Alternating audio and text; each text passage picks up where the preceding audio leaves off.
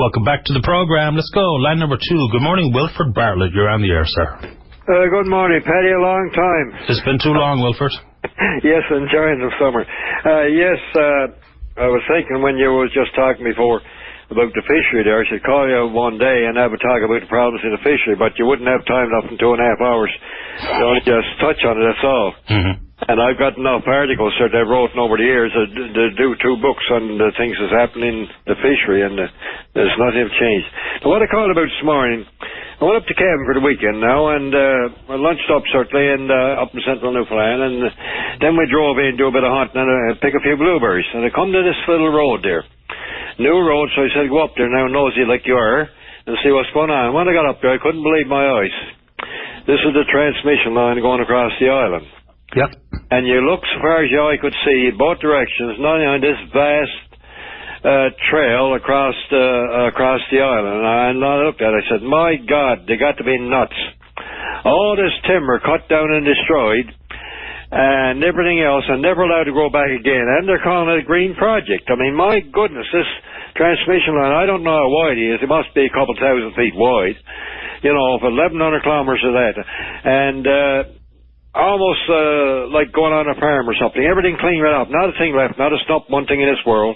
And apparently what they're doing there, I don't know where all the wood is going to. I don't know. I didn't see any sign of any wood being taken off just right away. But I know that they are. Everywhere you go this size, be careful because you could get damaged with chipping. Apparently they're in there with chippers and they're grinding everything up and just scattering all over. That's what they're doing with it all, because remember when they were clearing the land on the river side itself, there was a huge conversation. What's going to happen to all the land? I think, or all the wood, pardon me. I believe some went to Nova Scotia, some went to Quebec, but I have no earthly idea what became of that incredible amount of timber. Yeah, and the sad part about it, where my cabin too, is right in the midst of Corner Brook Pulp and Paper's wood resources, right? And this is going right from Gander right on through Deer Lake or wherever it's going to turn off, is right through the prime stands of Corner Brook Pulp and Paper wood for the mill there, right? So this is taken out of the system. It's no longer going to be available and everything else, and you know. But anyway, the other thing that got me going was Derek Daly on with you yesterday morning. Yep. And here Derek Daly talking about it, I said, my goodness, what's wrong with the man? I mean, what experience have he got? What does he know about Muskrat Falls? I mean, he knows as much about Muskrat Falls I know about Flying the Moon, which is actually nothing, right? Well, but you know, you have to assume the Minister of Natural Resources has had plenty of opportunity in briefing from people who do know. You know, he's still coming up with, this is the best cost option. And, I mean, my question is, against what? We've never been told what they took it against. You know, did they look at the wind power or a small generation, oil, or what did they look at? But it's still the same cost option. And then he goes on to say we're planning for 100 years. Now, this is almost like a recording. Every time the last couple of years come up with, this is the same old stuff, the best cost option. And it doesn't matter, it goes up another $5 billion. They'll still come back and say it's the best cost option. You know? Well, when we were at $6.2 billion, the position put forward by Nalcor was that $6.2 billion represented the least cost option by $2.4 billion. So if this project makes it anywhere near $2.4 billion on top of 6.2, then they will have no choice but to acknowledge the fact that we're approaching no longer the ability to say it's least cost option. And the conversation about what alternatives were examined is a legitimate one. Whether it be offshore gas here, more wind farm to be a complementary source of power, because we know, despite what people tell me all the time, it cannot be a primary source. So it's a good point you bring up, Wilfred. They're running out of space to pretend that it continues to be the least cost option. Fair ball. Yeah, the other thing too, you didn't pick up onto it, and first time I heard it, and he's talking about another generator, you know, which we're going to have plenty of power for export, because we're, you know, when we get this other generator installed, you know, what was he talking about? I didn't pick up on another generator. There was going to be up to 4 generators. Where to? Combined cycle turbines. The one we already have here now installed at Holyrood, 110 megawatts. Yeah. And I believe the plan, and anyone can feel free to set me straight, I believe the plan includes upwards of 2 or 3 more of those, because what we do know is that the reliability issue of not only water management at the dam, the integrity of the dam, but the long transmission lines, 1,100 kilometers here on the island, crossing under the strait, we have a reliability concern, and that's where I think the generators are part of the backup process as put forward in the original plan. I'll have to read it again. It's been years, but that's my understanding where that comment comes from. So in other words, we're building this to get rid of burning Bunker C, get rid of Holyrood, right, in the beginning. That was the thing. And now all of a sudden we're after buying a big generator this past year, and we're going to have to buy another one just in case? Well, I think that, but listen, people can set me straight, but there's a long way and a big difference between burning Bunker C at Holyrood and what's burned in and the emissions coming from a combined cycle turbine. A huge difference. Yeah, but I mean, we're still going back to burning oil, True. right? Yep, well... Yeah. So, I mean, we're spending all this money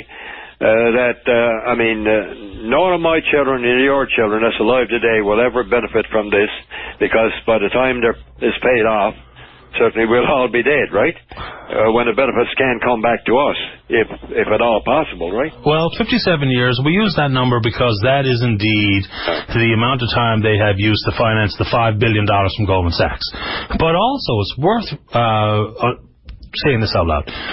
So, depending on what we sell to anybody else, what we don't use here, whether that be customers in Nova Scotia outside the 25% of the output of Muskrat Falls, whether it be in the clearing market in the United States, if that helps lower my bills, fine. Also, inside of 57 years, at some point, the monthly payment or quarterly payment on the number will decrease. And so we won't have as big a commitment or the need to jack up our power rates to be able to afford those payments, right? So there might be some benefit.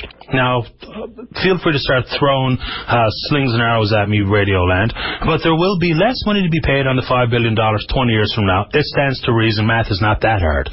So there may indeed be opportunities for my bill not to explode for 57 years. There may indeed be an opportunity to decrease my bill outside of the 57 years, because we're not going to pay $5 billion month after month after month after month after month. You get my point? Not really, because... Well, at some point, like your mortgage. Yeah. Okay. Right? At some point, your mortgage gets decreased. Yeah. I'll use an example now. I bought a tractor one time to the bank, right? And the payments was the same from the time I started till I ended. And I got a statement every month. And what was paid the first, when it started off, just about 90-odd% of it was the interest on the loan. Yeah. And right up to the time it's paid, and when I got about half paid through, I was paying about 50% on the tractor at 50% interest. You know, and the thing was there listed for the whole year, so I was paying up, right? And I couldn't believe when I looked at it, right? And the same with anything, certainly like that. I mean, the first years we're paying on this is going to be just the interest alone. We won't be paying very little, probably 4 or 5% on the cost, right?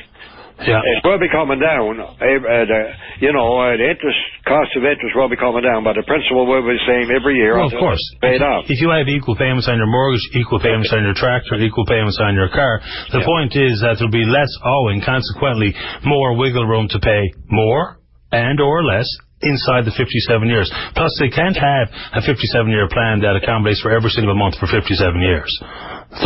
There's going to be renegotiation of monies. Con O'Brien chimes in here, Wilfred. This is an interesting point. He says that the Corner Brook Mill itself has a green certification, so they're not permitted to use the wood from transmission line clearing. That's fascinating. What? I don't... Well, he says that the Corner Brook Mill has a green certification itself. I know, because I'm on their public advisory committee. Okay, good. For 13 years. And so not permitted to use the wood from transmission line clearing.